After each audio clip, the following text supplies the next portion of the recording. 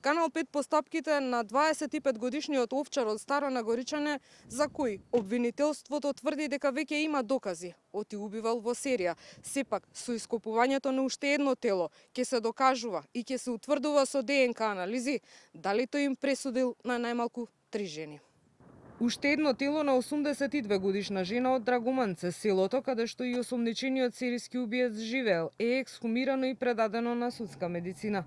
Доколку со обдукцијата се потврди дека и таа починала од насилна смрт, исто како 78 годишната Мира и 35 годишната Марија, бројот на жртви ќе се искачи.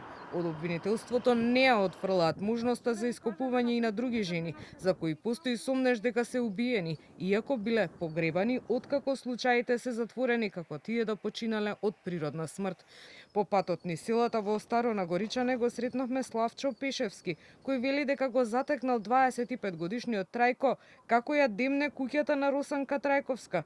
Жената, која истиот ден, за среќа, поради тоа што поминало комбе низ дупка на патот пред дворот, го преживеала обидот за убиство.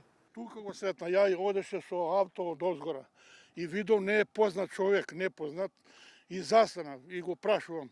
Викам, абе момче, шо работиш? Па одам. Викам, па добро, не те познам ја, чии си, како си, не си од нашето село. Само чинам и толку. И јас месна, рекна, некој е овој завртен, не е баш добар, и си заминав. Премислувам, викам, он е пратил жената, дали има некој, дали не, он зато тука седил, он нема потребе, он селото Драгоманце преку река од таа страна, никад не е ни дошол овде, кој го прати, кој знае. По нападот Росанка едва изборува, се жали дека има мудринки по целото тело и веќе тешко објаснува што и се случило пред околу 1 месец кога 25 годишникот откако ја претепал, пробал да ја задуши со кебења врз глава. Не валјам, око ме боли, не ми е добро. Не сам добра иц.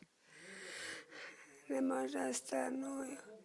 Незиниот син пак вели дека мајка му била како карпа, но по обидот да биде убиена за да се украдат пари од куќата, сега здравието не ја служи. Ја го знам од овој, иде сточак, иде вози се, ама му се проходи преко полиција, ама тоа е полиција кабат, бре. Значи, колко дела има, све заталашкани. Умрела и њум да го утепаја, ништо, тој за тој. Умрела стара баба, готово. Ама она збори се кажуе. Значи, она има пуно убиства. Не е само овдека. Ово е, па и ово е убиство, погуше убиство. Тако ли се, како искача? А други што се утепани, тие не можат да зборат. Канал 5 мина низ Младо Нагоричане, Челопек до Стрезовци. Сите знаеа за кого прашуваме, но ретко кој сакаше јавно да говори. Дојдовме до куќата на починатата Марија, за која дел од мештаните зад камерата ни раскажуваа дека веројатно таа во моментите кога била усмртена, била бремена.